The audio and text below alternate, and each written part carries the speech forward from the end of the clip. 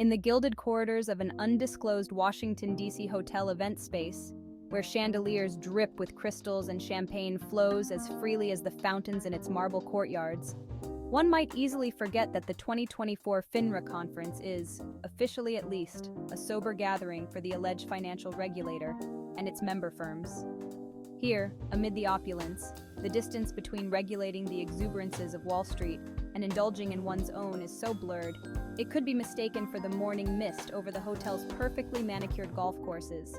One might pause, champagne flute halfway to their lips, to wonder, is this spectacle of extravagance really about keeping the financial markets in check? Or is it just another scene in the grand theater of regulatory pretense?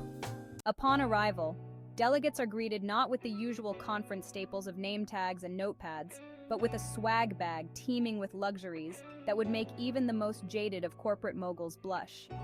Items include gold-plated pens, engraved naturally, bottles of vintage Bordeaux, and vouchers for ethics consultations with top lawyers specializing in finding gray areas in already murky waters. As one meanders through the sprawling venue, the choice of workshops and seminars appears less about forging diligent oversight and more about celebrating the lifestyle that top-tier financial regulation somehow affords. Deep dive discussions about market stability are scheduled conveniently around golf tournaments and spa appointments, ensuring no one has to make the dreadful choice between duty and leisure. Serving as both backdrop and metaphor, the FINRA Annual Conference is a testament to what many see as the event's true purpose, an annual excuse for self-congratulation and mutual back-patting among those entrusted with the task of overseeing the institutions they resemble more and more each year. Here, in opulent ballrooms, the line between regulator and regulated is as fine as the vintage in their glasses. Keynote speeches kick off with grand declarations about transparency and accountability. Yet the irony of such statements, made under the soft glow of baccarat chandeliers, isn't lost on the more cynical, or observant, attendees. One renowned speaker, famed not for his regulatory rigor, but for his interpretative dance inspired by market fluctuations, provides a particularly striking example of the farcical tone that underscores the event. The panel discussions, styled as earnest debates on urgent topics like ethical finance, often devolve into anecdotal exchanges of how best to navigate yacht buying seasons without slighting one's tailor.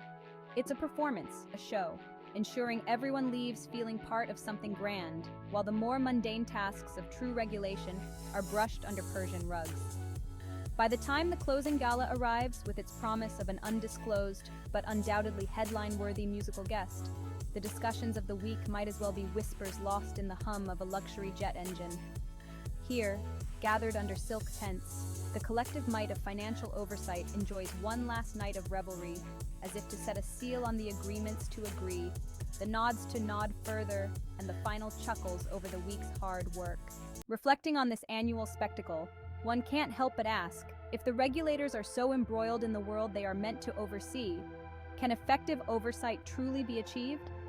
As the last strains of music fade into the dawn, the lingering question is not so much about the efficacy of the speakers or the insights gained from the workshops, but whether this grand display can ever reconcile with the humbler yet vital task of genuine regulation.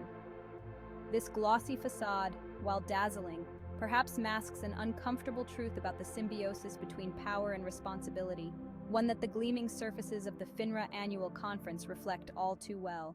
The 2024 FINRA Annual Conference is proudly sponsored by the breaking of Rule 6490. FINRA understands that it is because of their member firms that they exist. When you peruse FINRA's broker check and you see the countless disclosures for financial crimes that ordinarily would result in prison sentences, you get an understanding of FINRA's secret slogan, "That's fine with us." So long as our member firms stay current on their membership fees and the fines that we actually attempt to collect, you can commit any crimes you want. That's fine with us. We actually encourage financial crime by not properly punishing our members to a degree that would discourage fraudulent activity. In the case of the MMTLP fiasco, we've even joined in on the fun that is breaking the rules that were allegedly created to protect investors and maintain market integrity. According to Rule 6490, FINRA's obligation is to foster cooperation and coordination of the clearing, settling, and processing of transactions in equity and debt securities of all issuers. In order to accomplish this, it's the role of FINRA's Operations Department to review and process documents related to company-related actions, to facilitate the orderly trading and settlement of OTC securities. In a nutshell, the purpose of FINRA Rule 6490 is to review everything related to a proposed company-related action in an effort to ensure that everything proceeds without a hitch. The very fact that the MMTLP corporate action had to be revised on December 8th, and then that revised corporate action still resulted in a U3 halt, should tell you all you need to know. We failed to facilitate the orderly trading and settlement of MMTLP. In FINRA's March 16, 2023 FAQ, we repeatedly made it clear that MMTLP was canceled by the issuer on December 14, 2022. In that same FAQ, we claimed that the MMTLP corporate actions were consistent with the information provided by Metamaterials. In the FAQ, we provided a link to the November 23 PR from Metamaterials, referred to as announcement. In that PR, Metamaterials only provided two dates, December 12th and December 14th. December 14th, after market close, is when the next bridge hydrocarbons distribution was to take place. In conjunction with the distribution, the shares of MMTLP were to be automatically canceled. This information in the November 23rd PR from Metamaterials is also consistent with the information in the November 18th prospectus for Next Bridge Hydrocarbons. The key word here is consistent. This is important to emphasize because we were clearly gaslighting when we made the claim that the MMTLP corporate actions were consistent with the information provided by Metamaterials. On the December 6th corporate action, we used a December 13th share cancellation date and a corresponding December 13th effective date for the exchange. The December 6th corporate action describes a one-for-one exchange in which holders of MMTLP will receive a share of Next Bridge Hydrocarbons on the pay date, otherwise known as the distribution date of December 14th. This was clearly inconsistent with the information provided by Metamaterials, because Metamaterials never once suggested a December 13th share cancellation date, and the effective date and time of the exchange was supposed to correspond with a time that was after market close on December 14th. By using the 0 hour of December 13th as the effective date, we've essentially removed 2 full trading days that could have been used to settle MMTLP transactions that could have occurred as late as Monday, December 12th. This isn't to say that new buys in MMTLP should have occurred on December 12th.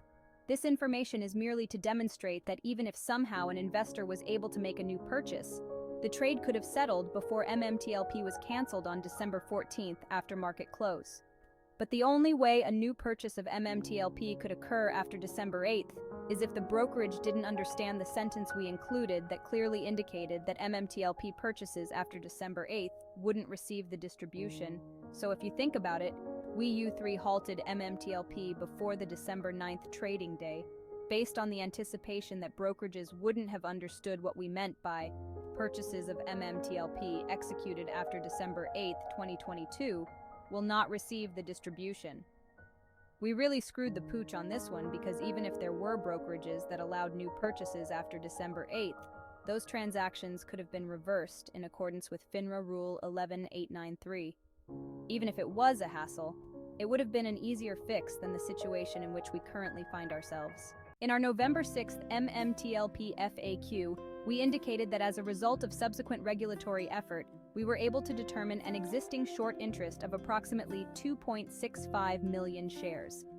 The problem with this number is that on January 23, 2024, Greg McCabe, Chairman and CEO of Next Bridge Hydrocarbons, informed our Executive Vice President and Chief Legal Officer, Robert Colby, that Next Bridge has been contacted by several financial institutions in need of Next Bridge shares to close out their imbalances.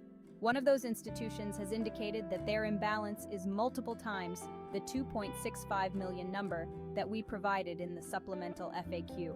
So here we are. It was our job to facilitate the orderly trading and settlement of the MMTLP, Next Bridge Hydrocarbons Exchange. but the evidence points to the fact that we overstepped our role of merely reviewing and processing when we forced metamaterials to accept the initial corporate action modifications, along with the subsequent revision that didn't follow any known written procedure, and certainly not the procedure outlined in the text of FINRA Rule 6490. We claimed that we were trying to protect investors that might have purchased MMTLP after December 8th, but both the December 6th and the December 8th iterations of the corporate action informed investors and brokerages that they wouldn't receive the distribution. This is why when investors reached out to their brokerages for clarity, they received responses like this one from TD Ameritrade, explaining that they wouldn't allow new buys in MMTLP after December 8th. They were only going to allow position close trading on December 9th and December 12th. Part of the reason we released the supplemental FAQ is that the MMTLP community called us out for the multitude of inaccuracies in the first one. Not only that, but we knew that we needed to try our best to distance ourselves from any mention of December 13th and December 14th. This is why these dates don't appear in the supplemental FAQ, and why the March 16th FAQ was air quote, accidentally not included in our response to Rep. Ralph Norman. We also made it pretty obvious where we didn't want people to look, because we never directly mentioned Rule 6490 in either FAQ.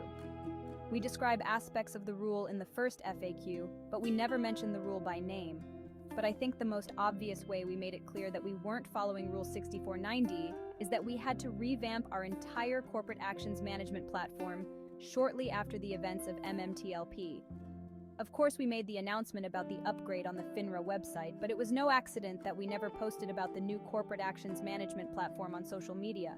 In case you haven't caught on, it's everything that we've avoided or attempted to avoid that exposes our shortcomings and points to ways of proving our guilt. At the time that this video posted, it has been 17 months since we U3 halted MMTLP, trapping thousands of investors and their families in an illiquid investment because we showed partiality and never fully enforced the rules on the books. This now being the second FINRA Annual Conference since the halt, I'm sickened by the idea that the charade continues, and this is the reason why I've chosen to speak up. If you decide to attend this event, I'd like for you to take a good look at your fellow attendees and gauge their reactions whenever a speaker mentions investor protection market integrity. How can anyone at FINRA utter those words and truly believe them while those same investors have been calling you out 24 hours a day, 7 days a week for the past 17 months? How many more lives will be lost before someone decides to share the truth with the proper authorities or a respected news outlet? How long will you be aware of the pain that FINRA has caused, but continue to say to yourself, "That's fine with me. Do the right thing.